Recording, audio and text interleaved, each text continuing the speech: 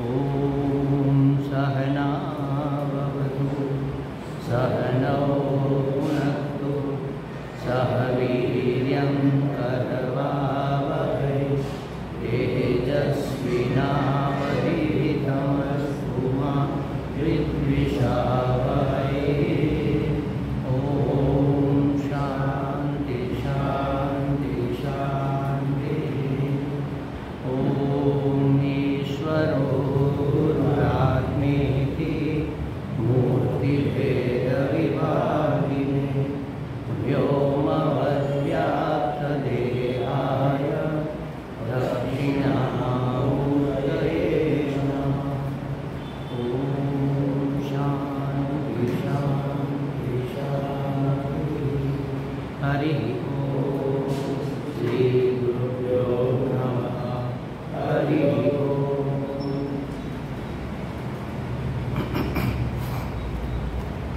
પહેલાં 3, 4, 5 સૂત્રોનો પાઠ કરીએ, પછી એને સમજવાનો પ્રયત્ન કરીએ આગળ. ક્યાં સુધી આપણે કર્યું હતું? 50 સૂત્ર સુધી થયું છે ને આપણે?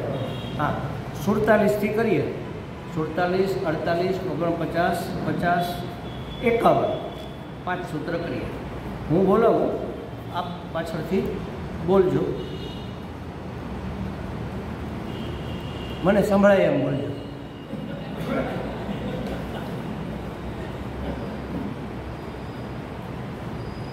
यो विविक्तस्थानं सेवते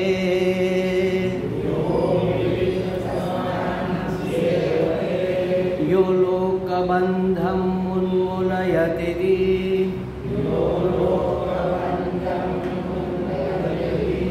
निस्त्रैगुण्यो भवति योगक्षेमं त्यजति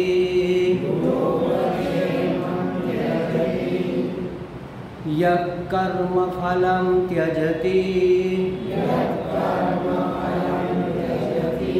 कर्माणि संन्यस्यति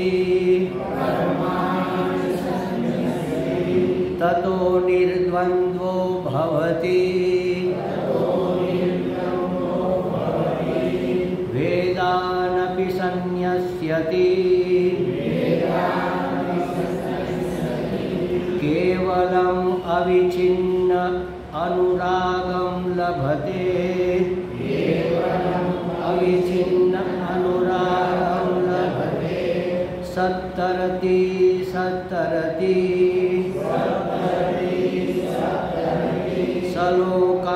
सलोकांस्तारयति अनिर्वचनीयं प्रेम स्वरूपम्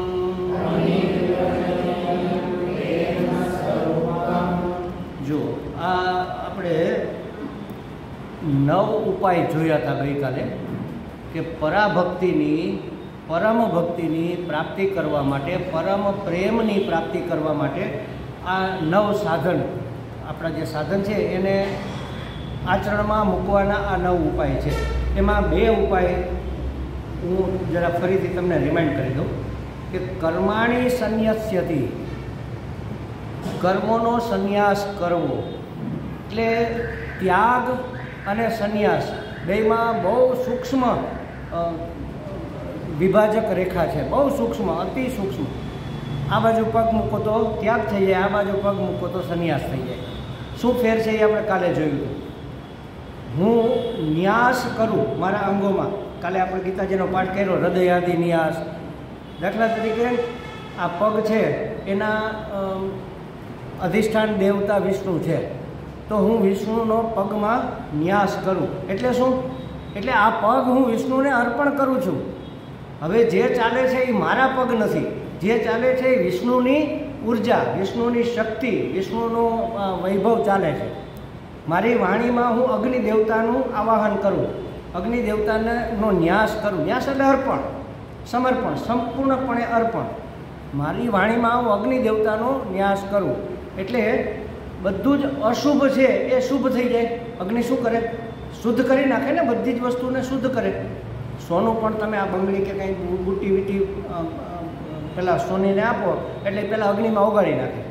એટલે બધું બળીને ભસ્મ થઈ જાય, મેલ બેલ હોય એ બધું, અને ચાંદી ને ત્રાંબુ ને જે કાંઈ એવું બધું જુદું પડી જાય, એટલે અગ્નિ ભસ્મ કરે. ન્યાસ એટલે પરમાત્માને, આપણા ઈષ્ટદેવને અથવા જે તે સ્થાનના અધિષ્ઠાન દેવતાને અર્પણ. અને એ કેવી રીતે? ચાલો આ તમને આપ્યું એમ અર્પણ નહીં, સમ્યક ન્યાસ, સારી રીતે, વિધિવત રીતે, વિનંતીથી, નમ્રતાપૂર્વક, ભાવપૂર્વક અર્પણ કરવું, એનું નામ સંન્યાસ. હવે અહીંયા શું કીધું? કર્માણી સંન્યસ્યતિ, કર્મોનો ન્યાસ કરવો. અહીંયા તો આપણને ખબર છે કે પગના દેવતા વિષ્ણુ છે, હાથના દેવતા ઇન્દ્ર છે, વાણીના દેવતા અગ્નિ છે, આંખના દેવતા સૂર્ય છે, દ્રષ્ટિના દેવતા. પણ કર્મના દેવતા કોણ છે? કર્મના અધિષ્ઠાન અથવા કર્મનું અધિષ્ઠાન કયો, કર્મના અધ્યક્ષ, કર્માધ્યક્ષ ઈશ્વર છે. ઈશ્વર એટલે અને પરમેશ્વર એટલે અને પરમાત્મા એટલે શું ફરક છે? ફરક કશો જ નથી, પણ એની ભૂમિકા જુદી છે, એટલા પૂરતું સમજી લો. પરમાત્મા એટલે સૌનો આત્મા, સમગ્રનો આત્મા, એનું નામ પરમાત્મા. હવે એ નિર્ગુણ છે, નિરાકાર છે, અને જો નિર્ગુણ નિરાકાર હોય તો જ બધે હોઈ શકે. એક આકારમાં હોય તો અહીંયા જ હોય, અહીંયા ન હોય. પુરુષમાં હોય, સ્ત્રીમાં ન હોય, સ્ત્રીમાં હોય, બાળકમાં ન હોય, બાળકમાં હોય, વૃદ્ધમાં ના હોય. એક જ આકારમાં હોય તો અમુક જ ગુણ હોય તો એનાથી વિરુદ્ધના ગુણ હોય કે એનાથી સિવાયના જે ગુણ હોય એમાં ન હોય. એટલે એ પરમાત્મા નિર્ગુણ નિરાકાર છે. હવે એને જો સૃષ્ટિનું સર્જન કરવું હોય તો એણે સમગ્રનું રૂપ લેવું પડે, એને સગુણ થવું પડે. સાકાર થાય કે ન થાય પણ સગુણ તો થવું જ પડે. પહેલાં સગુણ થયા અને આ સૃષ્ટિના કણકણમાં વ્યાપી ગયા, એનું નામ ઈશ્વર. અને બધામાં વ્યાપ્ત એટલે પરમેશ્વર. મને જ્યાં દેખાતું હોય ત્યાં ઈશ્વર. તુલસીમાં મને ભગવાન દેખાય, પીપળામાં દેખાય, બાવળમાં દેખાય. ખ્યાલ આવ્યો? આટલી મર્યાદા છે. જ્યાં જ્યાં મને દેખાય મારી દ્રષ્ટિએ ઈશ્વર અને શાસ્ત્રની દ્રષ્ટિએ પરમેશ્વર, કારણ કે બધામાં જ છે. એવો ફેર નથી. આ તો સમજવા માટે હું કહું છું. સમજો, આવો કાંઈ ઈશ્વરમાં, પરમેશ્વરમાં, પરમાત્મામાં કોઈ ભેદ નથી, કોઈ ફેર જ નથી. એની ભૂમિકા આટલી સૂક્ષ્મ થોડોક ફેર પડે છે. તો કર્મના અધ્યક્ષ ઈશ્વર છે, કર્મનું અધિષ્ઠાન. એટલે હું પરમેશ્વરને, આ સમગ્ર સૃષ્ટિમાં વ્યાપેલા પરમેશ્વરને મારા કર્મો અર્પણ કરું છું. એટલે શું કરવું? આ કોઈ વસ્તુ થોડી છે કાલો આ તમને અર્પણ કર્યું, લો સ્વીકારો. કર્મ અર્પણ કરવા એટલે એમની ઈચ્છા, એમની પ્રેરણા, એમની ખુશી શું, એમની પ્રસન્નતા માટે હું કરું, એ એને અર્પણ કર્યું. કર્મ અર્પણ કરું પછી એનું ફળ મારું હોય. આ ખેતર મેં તમને આપ્યું, હમણાં પેલું વચ્ચે તો બહુ હતું, અત્યારે કેટલું છે ખબર નથી, પણ પાંડુરંગ દાદાનું પેલું સ્વાધ્યાય પ્રવૃત્તિ ચાલતી ને, એમાં એક વાડી કે ખેતર એમને અર્પણ કરવામાં આવે. એટલે એમાંથી જે ઉત્પાદન થાય એ સ્વાધ્યાય પ્રવૃત્તિમાં એ પૈસા કે એ આવક એમાં વપરાય એમ. એટલે હવે ખેતર એને આપ્યું તો હવે એ આપણે આવીને ખેતી કરશે એવું? ખેડૂત પોતે જ ખેતી કરે અને સારામાં સારી રીતે કરે અને ભાવથી કરે, અને એવા ભાવથી કરે બીજા ખેતર કરતાં આમાં ઉત્પાદન વધુ સારું થાય, અને પૈસો સમગ્ર ત્યાં પ્રેમથી આપે કે ના સ્વીકારો તમે, વિનંતીપૂર્વક, ભાવપૂર્વક. આનું નામ અર્પણ કહેવાય. એવી રીતે આને સમ્યક અર્પણ કહેવાય. મારા કર્મો સમ્યક રીતે હું પરમાત્માને અર્પણ કરું.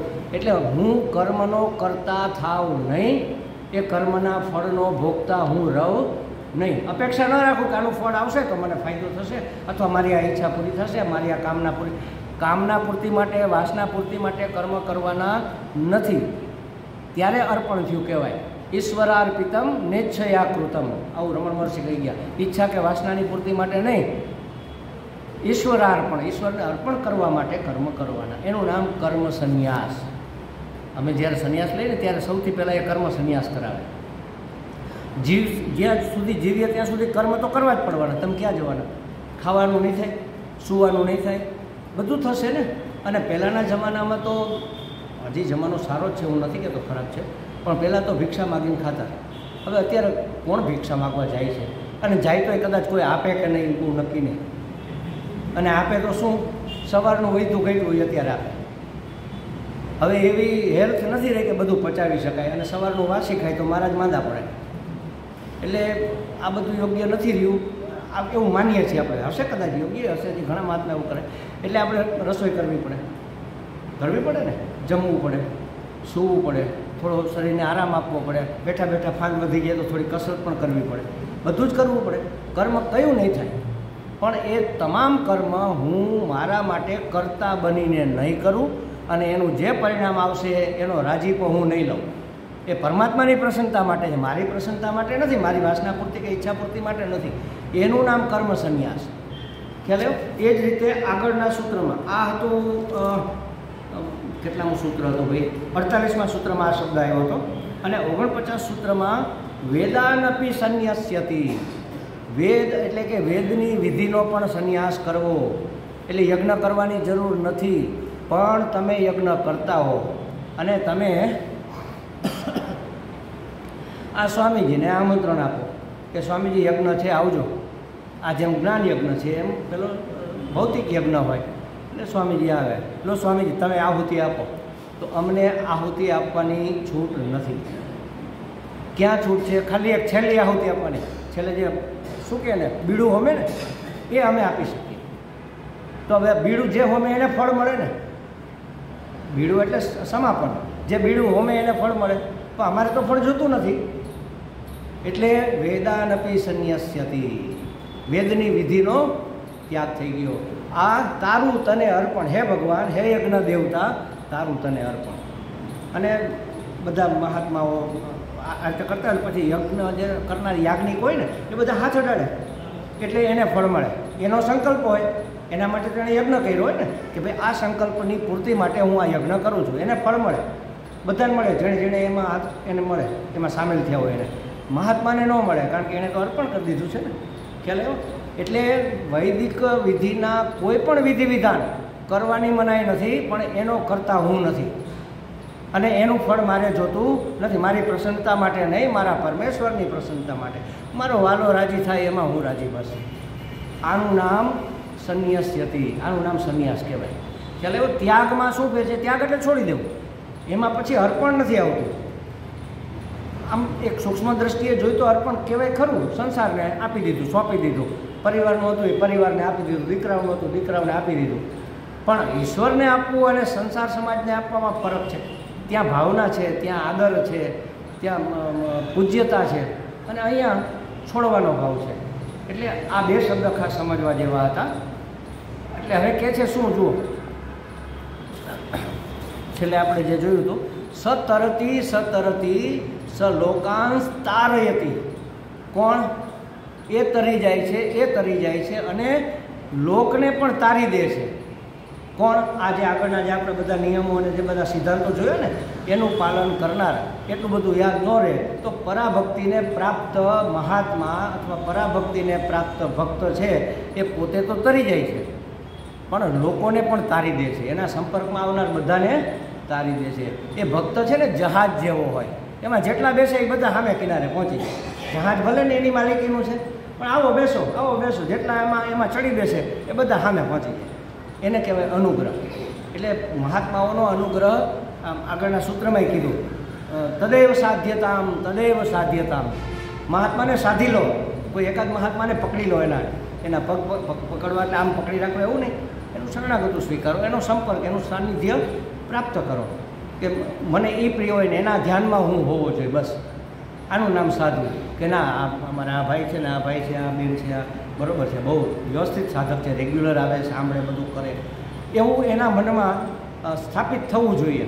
એટલે તમે એને સાધી લીધા કહેવાય. બાકી તો કેટલાય આવતા હોય, કેટલાય જતા હોય કાન પવિત્ર કરવા માટે. એની બહુ ઇફેક્ટ મહાત્માના ઓલા ઉપર ન થાય. મહાત્માને મન તો બધા સરખા હોય, પણ મેં એક ઉદાહરણ આપેલું તમને ખબર હોય તો. અમારા સ્વામીજી એવું કે ટેપિંગ, નળ ખોલવો પડે. ભરેલું તો છે પાણી અંદર, ટાંકીમાં છે, નળના અહીંયા સુધી, પણ ટેપ તમારે ખોલવી પડે ને તો પ્રાપ્ત થાય. એટલે ટેપિંગ કરવું પડે. એ વાલા દવલા કોઈ મહાત્માને હોય ને, એને હોય તો એ મહાત્મા ન કહેવાય. બે દીકરા હોય, મેં ઉદાહરણ ગયા વખતે આપેલું, બે એક જ સરખા ટ્વિન હોય, માની લો, દેખાવમાં સરખા હોય, ડાયા એવા જ સરખા હોય, બહુ જ ડાયા હોય, અને આમ રમતા હોય 4-5 વર્ષના, અને ખૂણામાં રમકડાથી રમે છે. કોઈ દિવસ બે ઝઘડોય નથી કરતા. જેને જે જોઈએ એ પ્રમાણે રમે, એકબીજાને આપે છૂટ.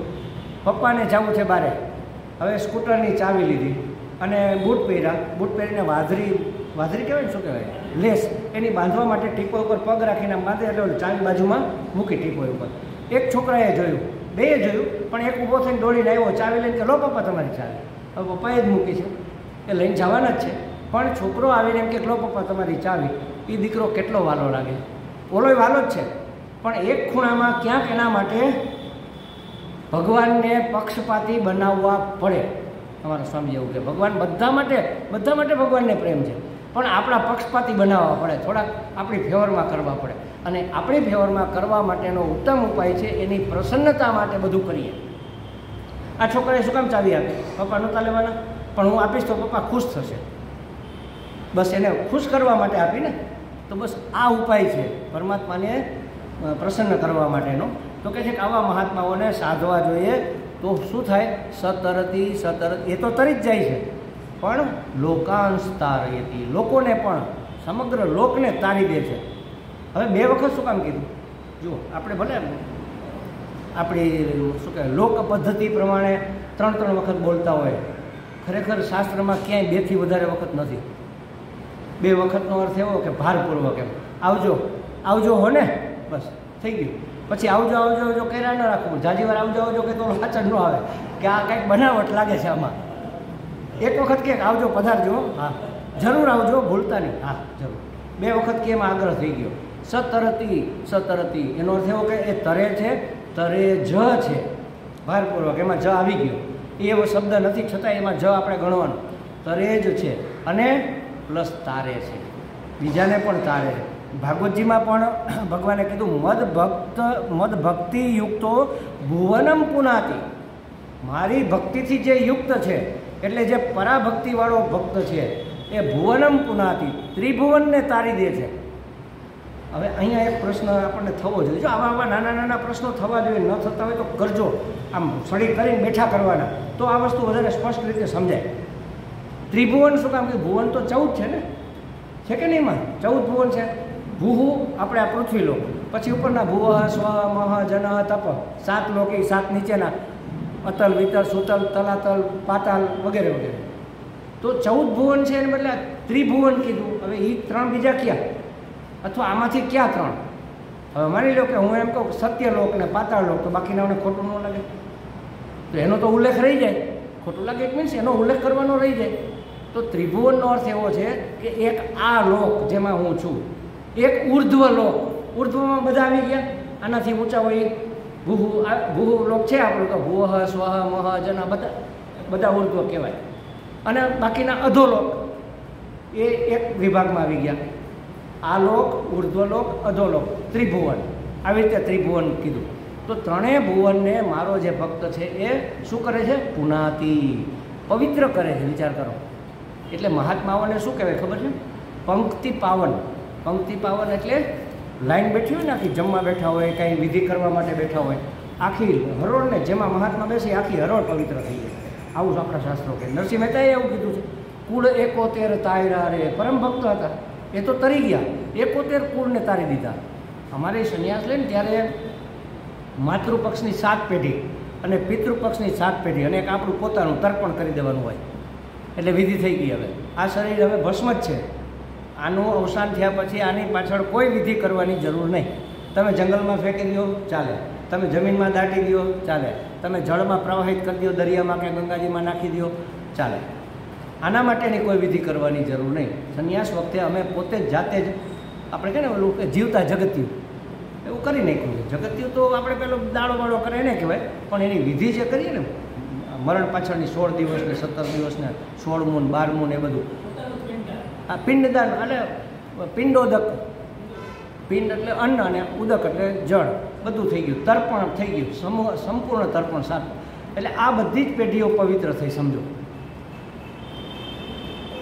7 ને 7 14 ને 15 પેઢી તો અમારે સંન્યાસ વખતે પવિત્ર કરવાની હોય છે. એટલે માતૃપક્ષની બધી અને પિતૃપક્ષની બધી એમ, અને એક આપણી પોતાની, જેમ ઉર્ધ્વલોક ને અધોલોક થયું ને એવી રીતે. ભગવાન અહીંયા કહે છે કે એ ત્રિભુવનને પુનાતિ, પવિત્ર કરે છે. આવો ભક્ત ત્રિભુવનને પવિત્ર કરે છે. અચ્છા, હવે એ પવિત્ર કરે છે તો પછી એ પ્રેમ કેવો છે? પરમ પ્રેમ કીધો ને, એનું સ્વરૂપ શું, એના લક્ષણ બતાવો તો અમને ખ્યાલ આવે ને. સ્વરૂપ લક્ષણ, અને એમાં 2 જાતના લક્ષણ હોય છે. એક તો સ્વરૂપ લક્ષણ હોય છે અને બીજું તટસ્થ લક્ષણ હોય છે. તટસ્થ લક્ષણ એટલે માનો પૂજાવને કે ભાઈ આ સોસાયટીમાં કીર્તિબેન રહે છે, એનું ઘર કયું? એટલે અરુણાબેન કે જો સ્વામીજી ઓલો કાગડો બેઠો ને આ એ કીર્તિબેનનું ઘર. મને ઘર મળી ગયું. પછી બીજા દિવસે મને આ સાહેબ પૂછે મુંજપરાભાઈ કે કીર્તિબેનનું ઘર તો મારે એમ કહેવાય કાગડો બેઠો એ તો ઉડી ગયો હોય ને, એ તત્પૂરતું ખાલી હોય, એ પરમેનન્ટ લક્ષણ ન હોય. પરમેનન્ટ લક્ષણ શું હોય? હું એમ કહું જો 4 દરવાજા છે, એમાં વચ્ચેનો દરવાજો લાલ છે અને ફલાણું આમ છે, એ પરમેનન્ટ રહે. એવી રીતે એક વખત મને એક બાળકે પૂછેલું, કાળી ભેંસ હોય ને, એટલે ભેંસ ઘરમાં આવી તો મેં કીધું આમ ખસી જાજો, ભેંસ આવી વાગી જશે તને. એટલે એણે જોયું કે કાળી છે, શિંગડા છે, આવું પ્રાણી છે, અને ભેંસ કહેવાય. આવું એણે મનમાં નક્કી કરી લીધું. પછી કાળી ગાય આવી બીજા દિવસે, 2-4 દિવસ પછી મને કે દાદા જુઓ ભેંસ આવી. મેં કીધું આ ભેંસ નથી, ગાય છે. મને કે આ કેમ ગાય છે? ઓલી ભેંસ હતી તો આ કેમ ગાય છે? હવે મારે એને કેમ કહેવું? મેં કીધું મને ઉતાવળ છે અત્યારે નહીં, પછી કહીશ, મને આવડતું નહોતું. પછી મેં બહુ વિચાર કર્યો કે આમાં શું ફરક છે એમ. આ કાયદેસર કર્યું. પછી તો શાસ્ત્રમાંય વાંચ્યું, ગાયને અહીંયા ગોદડી હોય, ભેંસને ન હોય. અહીંયા ઝાલર જે લટકતી હોય ને ચામડાની, એને સાસના કહે સંસ્કૃતમાં, એ ગોદડી કહેવાય શુદ્ધ ગુજરાતીમાં. અહીંયા ચામડાની આમ લટકતી હોય, એ ગાયને જ હોય, બળદને ન હોય, ભેંસને ન હોય, બકરાને ન હોય, બીજા કોઈ પ્રાણી ન હોય. એ એનું સ્વરૂપ લક્ષણ થયું. ખ્યાલ આવ્યો? એવી રીતે પ્રેમનું સ્વરૂપ કેવું છે? તો કે પ્રેમ 51મા સૂત્રમાં કીધું અનિર્વચનીયમ પ્રેમ સ્વરૂપમ. નિર્વચન કરવું એટલે એનું વર્ણન કરવું, એને વાણીથી બતાવવું. અનિર્વચનીયમ, એનું વર્ણન થઈ શકે, શબ્દોમાં કહી શકાય જ નહીં. પ્રેમ કોઈ દી શબ્દોમાં ન કહી શકાય. હવે હા, જો એક વચ્ચે હું ભૂલી ગયો, સોરી, મારે પહેલાં કહી દઉં છે, આ રસભંગ થશે પણ છતાંય મારે કહેવું પડશે, કારણ કે 2 દિવસથી હું યાદ કરું છું, ભૂલી જાઉં છું. આજે અમારે મુકેશભાઈ આવ્યો ને એટલે મને પાછું યાદ આવી ગયું. ગયા વખતે એક શરત મૂકી હતી, એટલે જેમ પહેલી આપણે કાઠિયાવાડી ચા કડક અને મીઠી હોય ને, એમ મારી વાત થોડી કડક લાગશે પણ અંતે મીઠી છે. અને શું કામ મીઠી છે એની ચર્ચા હમણાં આપણે થોડી વાર કરીએ, વચ્ચે આ થોડોક ગેપ પાડીએ. સવારનો નાસ્તો મારો ભિક્ષાનો જે તમે લોકો લઈ આવતા હો એ હું ભરચક ભૂરપેટ કરું છું, પણ અને સાંજનો ભોજન બપોરે જમતો નથી. હવે તમારે બધા પૂછો સ્વામીજી શું ગમશે, શું ગમશે? હું આજે કહી દઉં મને શું ગમશે, એટલે તમારી મારી બેની ચિંતા ઓછી થઈ જાય. સાંજની ભિક્ષામાં જે આવે એ ક્લાસમાં હાજર રહે એ મને ગમશે, અને ક્લાસમાં હાજર નહીં હોય તો એ ભિક્ષા હું અમારા સામતભાઈને અર્પણ કરીશ. તે દિવસે સ્વામીજી નહીં જમાય, કારણ કે તમે લોકો ગેપ મારી દો છો કે આજ સ્વામીજી નાસ્તો છે ને, સવારમાં નાસ્તો બનાવશું પછી લઈને જઈશું. ક્લાસ ગયો, હવે ક્લાસમાં મહાત્માઓને એ સૌથી વધારે ગમે, સૌથી વધારે પ્રિય હોય. જમવાનું નહીં મળે તો ચાલશે, સત્સંગ વગર નહીં ચાલે. એનું કારણ બીજું છે એ તમને પછી કહું. હવે એમ થાય સ્વામીજી સવારે તમારો નાસ્તો તૈયાર કરવામાં તો કેટલો ટાઈમ લાગે, હવે એમાં અમે ક્લાસમાં આવી તો નાસ્તો કયા કરીએ? તો સ્વામીજીને કશી જ એવી જરૂર નથી. તમે સાંજે આટલા મગ પલાળી, આટલા બધા થોડાક નહીં, આટલા બધા મગ પલાળી દો, સવારે બાફી નાખો, વઘારી નાખો, ને દહીંની સાથે લેતા આવો, મારો નાસ્તો થઈ ગયો. ઊભા તમે કપડાં બદલાવ એટલી વારમાં થઈ જાય. એના માટે 2 કલાક વહેલું ઉઠવાની જરૂર નથી. આ ઉપાય સાંજમાં તો છૂટ જ હોય છે. તમે ટિફિન લઈને આવો તો ઘરે ભલે બનાવી રાખો, મને ટાઢા ગરમની જરાય ચિંતા કરતા નહીં. અત્યારનું બનાવેલું દૂસરેનું ઠંડુ હોય ભલા માણસ, એ તાજું જ કહેવાય, ગરમ જ કહેવાય. અને ઉલટાનું ફૂલ ગરમ ખાવા કરતાં થોડુંક ઠંડુ ખાવામાં વધારે એમાં ગુણ રહેલા હોય. એ કદાચ તમને ખબર નહીં હોય, આયુર્વેદવાળાને પૂછો. ભાત આપણે ગરમ ગરમ ખાઈએ છીએ ને, એને બદલે ભાત બપોરે બનાવીને સાંજે ખાવ તો વધારે ગુણકારી હોય. ટાઢો ભાત, હા, એમાં B12 હોય, એટલું એમાં એડિશન થઈ જાય. ભાતના ગુણ તો હોય પ્લસ આ થઈ જાય. હવે હું શું કામે આવું કહું છું એ મૂળ મુદ્દો કહું. આ કડક વાતથી હવે મીઠી વાત કરું. કડક મીઠી ચા બનાવી છે ને, જુઓ આપણે મહાત્માને શું કામ જમવાનું કહીએ છીએ? ભિક્ષા માટે. એની કૃપા મળે, આપણું ઘર પવિત્ર થાય, ઘેરે આવે તો પગલાં પડે, મહાત્માનો અનુગ્રહ મળે. જોઈ એવો અનુગ્રહ મળતો કેમ નથી? કારણ કે અનુગ્રહ મહાત્માને તો આપવો જ છે. આપણું પાત્ર, આપણી રિસેપ્ટિવિટી કેટલી છે એના ઉપર મળે. અને વધુમાં વધુ રિસેપ્ટિવિટી ક્યારે હોય? અત્યારે પ્રવચન સાંભળવું અને અત્યારે જ મહાત્મા મારી ઘરે જમવા આવે તો એના માટે મને કેટલો ભાવ હોય, સાંભળેલું હોય ને બધું, આ તાજું તાજું કરે. હે મહાત્માએ તો કેવી સરસ વાત કરી, આપણું શાસ્ત્ર તો કેવું અદ્ભુત છે, આ જીવનમાં કેવું ઉતારવા જોઈએ, એમાં મહાત્મા આવે. હા, કેટલો ભાવ હોય ને અંદર, આપણી રિસેપ્ટિવિટી વધી જાય. એટલે વધુમાં વધુ અનુગ્રહ તમને આવી રીતે પ્રાપ્ત થાય. એટલે ખાસ કરીને એટલી રિક્વેસ્ટ છે કે મેક્ઝિમમ શું કહેવાય, દોહી લેવાનો પ્રયત્ન કરજો. હું તો સ્વામીજીને એમ કહું, સ્વામીજી અમે તો સ્વામીજીની કૃપાને ચૂસી લેવા માગીએ. દયાનજી મહારાજ કહેતા પેલું બ્લોટિંગ પેપર બની જાવ, 60 ઢોરાની બ્લોટિંગ પેપર મૂકો બધું ચૂસી લે. મહાત્માને ચૂસી લેવાના, શાસ્ત્રને ચૂસી લેવાના, એના વગર આપણી પાસે બીજો ઉપાય જ નથી. એટલે કહે છે કે મને આ તમે પ્રેમનું લક્ષણ કયો તો કહે છે કે એ અવર્ણનીય છે. અનિર્વચનીય એટલે અવર્ણનીય, એનું વર્ણન થઈ શકે નહીં. વેદાંતમાં એક આપણું આ પ્રસ્થાન ત્રયી છે. પ્રસ્થાન ત્રયી એટલે ઉપનિષદો, ગીતાજી અને બ્રહ્મસૂત્ર. પ્રસ્થાન એટલે રાજમાર્ગ, પરમ સુધી પહોંચવાના રાજમાર્ગ. આ 3 લેન છે. 3 લેન, 3 લાઈન હોય ને, 6 લેન હોય, 3 લેન હોય, એવા 3 લેન માર્ગ છે.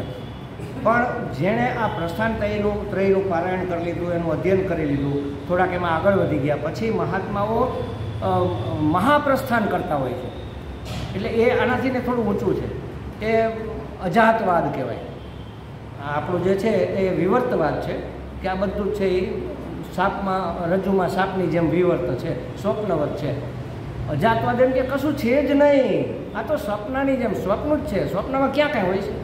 આપણે તો અંદર પથારીમાં સૂતા, એમાં હવે આટલા પલંગની અંદર આટલો કોણ, આટલો અહીંયા હિતા નાળી, એમાં આખો હિમાલય કેવી જ સમાય? એમાં મને હિમાલય સપનામાં આવે, હાથી સપનામાં આવે. તમને ખ્યાલ છે હિતા નાળી કેવડી હોય? આપણો વાળ છે ને એના ઊભા ફાડિયા કરીએ, કેટલા? 100 ફાડિયા કરીએ. અને મને તો એમ છે કે 1000 કદાચ છે, મને એવી શંકા છે. કારણ કે આ વખતે સ્વામીજી ત્યાં એવું પ્રવચનમાં બોલ્યા હતા 1000મો ભાગ એમ, એટલે મને શંકા છે. મને યાદ છે ત્યાં સુધી 100 ફાડિયા. હવે વાળના 100 ફાડા કરો છો તમે, કેટલી પતલી થાય? એવી હિતા નાળીમાં આખો હિમાલય સમાય, એવી હિતા નાળીમાં આખો રામદાસ આશ્રમ સમાય, આપણે બધા સમાય, સત્સંગ ચાલતો હોય. એ સપનું વાસ્તવિક હોય? આ જગત આવું છે. એ વિવર્તવાદ નથી, એ અજાતવાદ છે. અને અજાતવાદની પ્રસ્થાન ત્રયી આ કર્યા પછીની હોય છે. હે સંભળાત? હા, એટલે અજાતવાદના તો ઘણા ગ્રંથો છે. યોગ વાસિષ્ઠ છે, અષ્ટાવક્ર મહાગીતા છે, માંડુક્ય ઉપનિષદ છે. એ ત્રણેય અજાતવાદના છે. એટલે એ તો ઠીક છે, પણ એની પ્રસ્થાન ત્રયીમાં એ નથી આવતા. એની પ્રસ્થાન ત્રયીમાં ચિત્ત સુખી આવે, ખંડ ખંડન ખાદ્ય આવે અને બ્રહ્મસૂત્ર આવે. એ આવે. હવે ખંડ આ એટલા માટે યાદ કર્યું કે ખંડ ખંડન ખાદ્યમાં એક અનિર્વચનીયતાનું ઉદાહરણ, એની પદ્ધતિ આપી છે કે જે વાતનું નિરૂપણ કરવાનું હોય એ વાતને કાપી નાખવાની. દાખલા તરીકે આંખ કેને કહેવાય? તો કે જે જોઈ શકે એને આંખ કહેવાય. આ આંખની વ્યાખ્યા થઈ. જે દ્રશ્ય જુએ એને આંખ કહેવાય. તો દ્રશ્ય કેને કહેવાય? જેને આંખ જુએ. તમે ક્યાં છટકો? બેમાંથી એકેય પકડાય નહીં. શીંગડે ઝાલો તો ખાંડો, પૂછડે ઝાલો તો બાંડો. આનું નામ કાપી નાખ્યું કહેવાય. એટલે કહે છે કે રૂપ ગ્રહણ કરે એ આંખ. તો રૂપ કોને કહેવાય? આંખ જેને ગ્રહણ કરે એ રૂપ. આ શું થયું? પરસ્પરાશ્રય, એકબીજાનો આશ્રય થઈ ગયો. એક બીજો એક આવો ન્યાય આવે છે, એ અનાશ્રય દોષ. એ દોષ કહેવાય, અનાશ્રય. જેમ કે મારા પિતા, એના પિતા, એના પિતા, એના પિતા, એના, ક્યાંક તો અટકવું જોઈએ ને, નહીં તો આશ્રય જ ન થાય. છેલ્લે ભગવાનને કોણે બનાવ્યા? આપણે એવું કહીએ ને, છોકરાઓ પૂછે ને કે આ જગત કોણે બનાવ્યું? ભગવાનને કોણે બનાવ્યા? ભગવાનને કોઈ નથી બનાવ્યું. ભગવાન છે જ, ત્યાં અટકી જાય. પરમ પિતા છે. એના કોઈ એ કારણનું કોઈ કારણ ન હોય. આ કાર્યના બધા કારણો હોય, દ્રશ્યના બધા દ્રષ્ટા હોય. રૂપમ દ્રશ્ય, લોચનમ દૃક. આ રૂપ છે એ દ્રશ્ય છે, આંખ એનો દ્રષ્ટા છે. પછી આ લોચન છે એ દ્રશ્ય છે, મન દ્રષ્ટા થઈ ગયું. મનથી આંખ દેખાય ને કે આજે મારી આંખમાં કંઈક મજા નથી આવતી, ઝાકું દેખાય. કોને ખબર પડી? મનને. મન દ્રશ્ય છે, બુદ્ધિ દ્રષ્ટા છે. આપણે કહીએ કે આજે મને બતાવતા નહીં, આજે મારું મન ઠેકાણે નથી. તમને કોણે કંઈક ઠેકાણે નથી? બુદ્ધિથી નિશ્ચય થયો ને. અને બુદ્ધિ દ્રશ્ય છે, ચૈતન્ય જો અંદર અંતર્યામી છે એ દ્રષ્ટા છે, સાક્ષી દ્રષ્ટા છે. એનો દ્રષ્ટા કોણ? નતું દ્રશ્ય તે. એ દ્રશ્ય થતો નથી, એ દ્રષ્ટા જ માત્ર છે. દ્રષ્ટા કયો, સાક્ષી કયો, બે એક જ છે. એ આશ્રય આવવો જોઈએ, નહીંતર અનાશ્રય દોષ લાગે. એવી રીતે આ પરસ્પર દોષ છે. એકનું આશ્રય બીજો, બીજાનો આશ્રય આ. આંખ કેને કહેવાય? તો કે રૂપ જોવે એને. રૂપ કેને? બસ આ અનિર્વચનીય. એને તમે કેમ સમજાવો? ત્યાં ને અહીંયા પાછા આવીને ઉભા રહ્યો. એનું નામ અનિર્વચનીય. જેનું નિર્વચન ન થઈ શકે, જેનું વ્યવહારિક ભાષામાં કે વૈદિક ભાષામાં તમે એનું વર્ણન ન કરી શકો, એવો પ્રેમ છે. કારણ કે પ્રેમ છે ને એ આત્મ સ્વરૂપ છે. જો એક વસ્તુ સમજજો, આપણે પ્રેમ પ્રેમ કર્યા રાખીએ છીએ એટલે મનમાં બરોબર ઠસાવી લેજો કે પરમ પ્રેમની જ વાત છે, અને એ જ પ્રેમ પ્રેમ હોય, બાકીનો તો મોહ હોય, બાકીની તે કામના હોય. સંસારમાં કોઈ દિવસ પ્રેમ હોય જ નહીં, પ્રેમ પરમાત્મા સાથે જ હોય. એટલે અહીંયા જે પ્રેમની વાત ચાલે છે એ પરમાત્માના પ્રેમની વાત છે. એટલે કહે છે કે એ નિર્વચનીય હોય. હવે આ સૂત્ર કયું સૂત્ર છે અત્યારે આપણે હમણાં જે બોલ્યા, અનિર્વચનીયમ પ્રેમ સ્વરૂપમ. આ સૂત્રને આધારે આ ભક્તિ દર્શનને પ્રેમ દર્શન પણ કહેવામાં આવે છે. એનું બીજું નામ પ્રેમ દર્શન છે. પ્રેમ એટલે પરમ પ્રેમ, એનું નામ ભક્તિ થઈ ગયું. હવે એક શબ્દ બીજો સમજી લો, દર્શન. એમાં આગળ જે આપણે લગાડીએ ને, આગળના શબ્દ સાથે જે પૂંછડું ચોંટાડીએ ને વિભક્તિનું, એના આધારે દર્શનનો અર્થ થાય. જેમ કે અમે મંદિરમાં ગયા, અમે ભગવાનના દર્શન કર્યા. ના, ભગવાનના એટલે ભગવાનના વિગ્રહના દર્શન કર્યા, બરાબર. અને આ બધું ભણ્યા એટલે અમને ભગવાનનું દર્શન થયું. જો નું કહે એટલે સમજ, ભગવાનની સમજ પ્રાપ્ત થાય. ભગવાનનું દર્શન એટલે શું? ભગવાન સચ્ચિત આનંદ સ્વરૂપ છે, એ ભગવાનનું દર્શન થયું. ભગવાન અનંત છે, અવિનાશી છે, નિત્ય છે, આ ભગવાનનું દર્શન. અને ભગવાન ચતુર્ભુજ છે, હાથમાં સુદર્શન ચક્ર છે, એક હાથ આશીર્વાદ રૂપમાં છે, અને પીળા પીતાંબર પહેરેલા છે, આ ભગવાનના દર્શન. ખ્યાલ આવ્યો? ભગવાનના દર્શન અને ભગવાનનું. હવે તો પછી ભગવાનના દર્શનની શું જરૂર છે? ભગવાનનું જ દર્શન જ કરવું છે ને મંદિરે જ જવું? એવું નહીં ચાલે. કારણ કે કણ કણમાં પરમાત્મા છે, બધે જ ભગવાન છે. તો પછી હું આ થાંભલામાં જ ભગવાન જોઈ લઈશ ને મંદિરે જવાની શું જરૂર છે? મારે પાણી પીવું હોય ને અહીંયા પીવું હોય તો અહીંયા જવું પડે, અહીંયા ન મળે. ખ્યાલ આવ્યો? આ થાંભલામાં ભગવાન છે, પણ ભગવાનની ઉર્જાનું આપણે આવાહન આમાં કરેલું નથી. અને ભગવાનની મૂર્તિ જ્યારે સ્થાપિત કરી ત્યારે આપણે ભગવાનની ઉર્જાનું એમાં આવાહન કર્યું છે, જેને પ્રાણ પ્રતિષ્ઠા કહેવામાં આવે છે.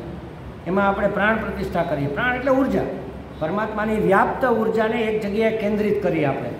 અને એ ઉર્જા વધુને વધુ પુષ્ટ કેવી રીતે બની? ભક્તોના ભાવથી.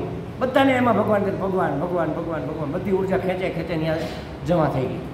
એટલે એ ભગવાન સાક્ષાત ભગવાન થઈ ગયા. ભલે પથ્થરના દર્શન નથી કરતા આપણે, પથ્થર રૂપે રહેલા પરમાત્માના દર્શન કરીએ છીએ, પથ્થર રૂપે રહેલા ભગવાનના દર્શન કરીએ. એટલે ભગવાનના દર્શન એમાં સગુણ સાકાર વસ્તુ હોય, ભગવાનનું દર્શન એ નિર્ગુણ નિરાકાર વસ્તુ હોય. એ ભગવાનની સમજનું નામ છે ભગવાનનું દર્શન.